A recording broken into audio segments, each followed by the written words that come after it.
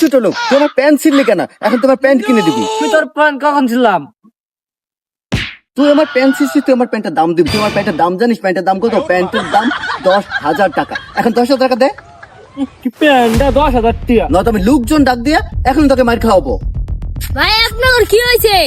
ভাই আর বললেন না, এই ছোট লোকটা আমার প্যান্ট ছিঁড়ে ফেলছে। এখন আমি প্যান্টের দাম চাচ্ছি, প্যান্টের দাম আমাকে দিচ্ছে না। এই ছোট লোক, ওই পেন্সিল টাকা দে, আরে যাইতে দিব না। কি একটা বিপদে পড়লাম রে ভাই। এই টাকা দে। আচ্ছা ঠিক আছে, আপনি প্যান্টের দাম দিতে আছে। দে দে, বের কর বের কর বের কর। এই ধরেন। হ্যাঁ, এবার ঠিক আছে। ভবিষ্যতে যেন এরকম না হয়। এ ভাইয়া একটু দাঁড়ান। কি রে ছোট লোক, তুই আমাকে আবার ডাকলি কেন? কি হয়েছে তোর? আমি আপনার প্যান্ট চিরছি, ওখানে প্যান্টের দামও দিছে, ওখানে প্যান্টটা দিয়ে যান।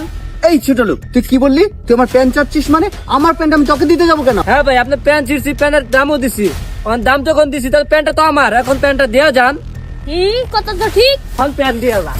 এ ভাই, ছাড়েন ছাড়েন ছাড়েন ছাড়েন।